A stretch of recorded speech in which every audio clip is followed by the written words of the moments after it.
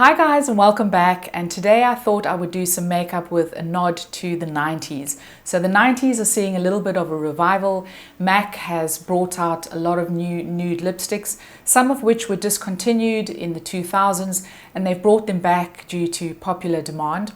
And so it got me thinking, and so I thought I would do a tutorial with using only MAC products. So I started using MAC probably in the late 90s. They came to South Africa, and I was in my 20s. I wasn't heavily into makeup, but I still did wear quite a bit of makeup, and some of the products that I used were MAC, and some of those products are still around today. They have seen new formulations.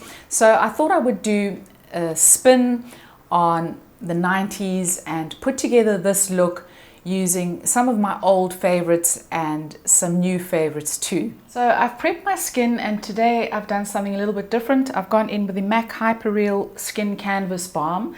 I got this as a little sample, and it really is a lovely moisturizer. It's very emollient. It reminds me of the Bobbi Brown vitamin enriched face base. So I really have been enjoying that.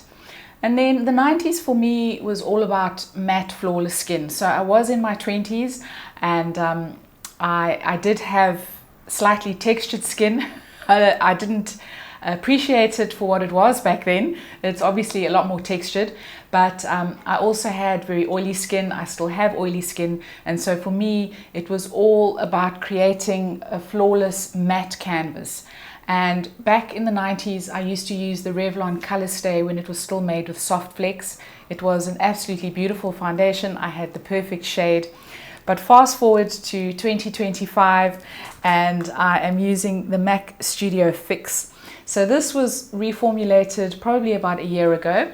I am in the shade NC27, and it really is a beautiful demi-matte, I would say, foundation. They don't make mattes like they used to back in the 90s. And this one has got a little bit more life to it. And if you can find your shade, I do recommend it if you have combination skin. And if you have dry skin, then I would suggest the MAC Studio Radiance. That's also a nice one. So this one does look a little bit light on me, but it does oxidize a little bit. So I'm going to apply that all over with a foundation brush. I am using brushes from my range, the Makeup Worx. Details are in the description box down below. I'm just buffing this in, and I find that it really is easier for me to use a brush than a sponge. And this is not a cakey foundation. It's medium to full coverage, but it does give you a beautiful flawless finish. So obviously technology has come a long way since the 90s. So with full coverage foundations, if you're using a good one, you're probably not going to run the risk of too much cakiness like we did back in the 90s. So this is a really beautiful one. I do enjoy it. It's got some good oil control properties. It's probably not as oil controlling as the original of this, the iteration just before this one, but it is good nonetheless. And it does, once it's kind of settled, oxidized a tiny bit, it does give me a very good shade match. So there we've applied the foundation. Now I'm going to go in with a little bit of concealer, and unfortunately I don't have a MAC concealer. I was using one of these up until probably about a year ago, but I just could never find the right shade. So I'm going in with my Estee Lauder. This is the Futurist Soft Touch Brightening Skin Sealer, they call it. And I've really been enjoying this. I would highly recommend it. I do like it for under the eyes because it's not cakey. It blends beautifully, and it has got a little bit of luminosity to it. So I'm just going to pat that in lightly with my fingers. Now that the concealer is done, I'm going to leave the foundation. I'm going to put a little bit of powder on right at the end, but now we're going to start on the eyes. Now there are two eyeshadows, MAC eyeshadows, that I have been using for the longest time, and I have repurchased and repurchased again and again over the years. And then there's also a new one which wasn't available in the 90s, and this is called Royal Rendezvous, and it's quite a neutral lid shade. So I'm going to start off, I'm just going to dust a little bit of this all over the lid and into the crease, and this will give me just a nice base to apply the rest of the eyeshadow, and it also just helps a little bit with my oily lids as well. So I'm not really an eyelid primer girl. I do use a primer every now and again. I haven't tried the MAC ones. Let me know if you have tried any of the eyelid primers. I'm just going to give that a light dusting, and it really just helps just to neutralize the lid. So this shade wasn't available back in the day, and I probably didn't need to neutralize my lids back in the 90s because they were probably perfect, but things have changed. So that's given me a nice base. And now I'm going to go in with a crease shade, and this is the shade Embark. As I say, I've had one of these in my collection for years and years, and it's quite a warm eyeshadow shade, and I used to love this for the crease. I still do like it for the crease, but my creases are not what they once were. So I do have hooded lids, and obviously over the years my crease has fallen and it's not as taut as it once was. So applying a dark eyeshadow shade into the crease has become a little bit of a challenge. But I'm going to go in, this is a concealer, our concealer brush 205. You'll see it does have a slightly angled head, and I really love this for applying eyeshadow. It's a concealer brush, but I use it for eyeshadow as well, just to help me apply the shadow onto my hooded lids. So what I do is I take the brush and I just stamp it into the eyeshadow like that, tap off the excess, and then just using the slanted edge, I just stamp it onto the outer corner of the eye just to make a mark. I don't want to go beyond that line because otherwise the eyeshadow is going to end up pulling my lids down. So I just do that so I know the space that I'm working with, and then I just grab the top of it and I just kind of stamp a little bit of shadow into the crease like that. So we are going to blend it out, but I just find that this method is a little bit easier for me because my lids are not as taut as they once were, and I find that with a normal kind of crease brush, it tends to skip over the skin a little bit. So I really do prefer this method, applying the shadow with that brush. And then I'm going to take a blending brush and I'm just going to start blending this out in windscreen wiper motions. So we want to blend it out so that there are no harsh lines or edges. And yes, this was definitely easier for me when I was in my 20s. So that blend doesn't look too bad. That's probably as good as it's going to get. And now I'm going to go onto the mobile lid, and I'm going in with this shade, and this is called Sable, and it's a kind of muted purpley mauvey brown with some shimmer. This is an undupable shade. I have never found a dupe for this. So just taking a flat eyelid brush, I'm going to apply a little bit of this onto the mobile lid just to create a little bit of contrast and just to make the mobile lid stand out more, which is going to also help my eyes not to look as hooded. So as I say, I have always had this eyeshadow shade in my collection, and it really is just a beautiful, beautiful, neutral, bronzy brown with a hint of mauve. And now we're going to go on to the lower lid. So back in the day, I probably would have put quite a dark line on my lower lids, but I don't do that anymore because I am 20 odd years older and it's just not as flattering on mature eyes. So I'm going to take a pencil brush and I'm going to go in with the Royal Rendezvous, which is the shade that I used all over in the beginning. Just taking a bit of this on the pencil brush, and I'm just going to add a little bit to the lower lid. You can't really actually see it on my lower lid, but again, it's just helping a little bit with the oils, any oils that are on the lower lid. It's going to help whatever I put on after it just to blend a little bit better. And now I'm going to go in with Sable. So this again is a color that I had on the mobile lid, and I'm just going to apply a little bit of this to the lower lid.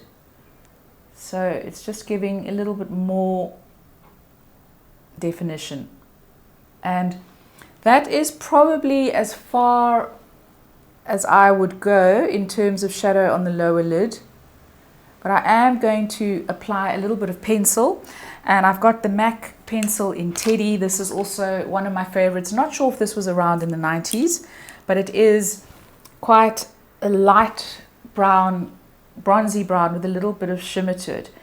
And I just go onto the outer third of the lower lid, and I just apply a little bit. It just helps to give a little bit more definition, but I don't want too much definition on the lower lid because it is going to age me and it's going to make my eyes look smaller. So that's probably as far as I would go.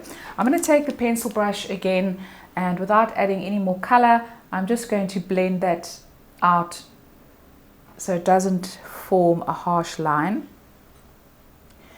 And then I am going to add a little bit more of the dark crease shade Embark. I'm going to add a little bit more to the outer corner just to give that a little bit of definition with the pencil brush. So just dipping it into the eyeshadow, just tap off the excess, and then I'm just going in very gently onto the outer corner. This will just help to give a little bit more definition. So as we age, obviously we do lose definition in our face, in our eyes, in our lips, and so it always helps just to put a little bit of something back. But I like to do it tonally as opposed to using a shade that is going to be a lot darker and maybe a little bit jarring. I just like to kind of add layers of a slightly darker shade, which is what I'm doing here with Embark. And then that's basically the eyes done. So I wouldn't go any smokier than that. But back in the 90s, I probably would have amped it up just a little bit. Now I'm going to add some mascara, and I'm going in with the MAC Giga Black Lash Mascara. I do like this one because it has got a very fine wand, and for my hooded lids, I find that it works wonders because it doesn't transfer. If you're very careful, it's not going to transfer up onto the mobile lid, and that is a problem I never had back in the day, but with age and my lids subsiding a little bit or sagging, I find that that is a little bit of an issue. So I have got a little bit of transfer on my cheek, but I am going to, it's going to be very easy just to clean that up. And now onto cheeks. So back in the 90s, I can't remember exactly what cheek shade I used from MAC, but it probably was something very similar to Malba. So Malba is a beautiful matte peachy shade, and I think I probably would have reached for something like that, keeping things very neutral. Today I'm going to go in with some cream shadows, and I'm going in with two Glow Play blush shadows. Of course, these were not available back in the 90s. These are what they look like over here. I've got two of them, but I really love these, especially for mature skin. I do love a cream blush. I just find that it's a lot more forgiving on the skin. My skin is a little bit dehydrated, so it's pumping out oils, but it's also dehydrated and textured and everything else. So I find that these are very, very forgiving on mature skin. So the two shades I've got, the one is called Ginger Lily. It's more of a peachy shade, and then this one is called True Harmony. Now I've got the powder blush of True Harmony as well, and I've spoken about it before at length, and it is one of my absolute favorites. It's just a very neutral blush that can be used to bronze as well, and when they came out with it in a cream formula, I was ecstatic. So I'm going to start with True Harmony. I'm going to go in with our little cream cheek blush, and I'm just going to take a little bit from the pan onto the back, onto the brush like that. And I'm going to use this as a little bit of contour. So I'm just going to start there and just carve out a little bit of a cheekbone. And I probably didn't do this, well, I definitely didn't do it in the 90s. I didn't know about contouring. and my cheekbones were fine. There was no sagging to be seen. So I probably wouldn't have needed something like this. And obviously in the 90s, I was just getting into makeup. So my makeup was very basic, and I was young. I didn't need a lot of makeup.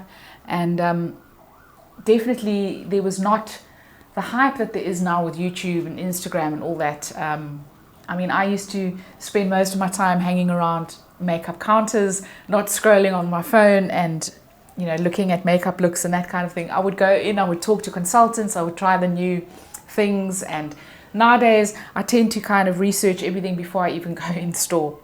So taking a little bit more of this just on the back of that brush, I'm just going to also warm up the skin a little bit on the forehead.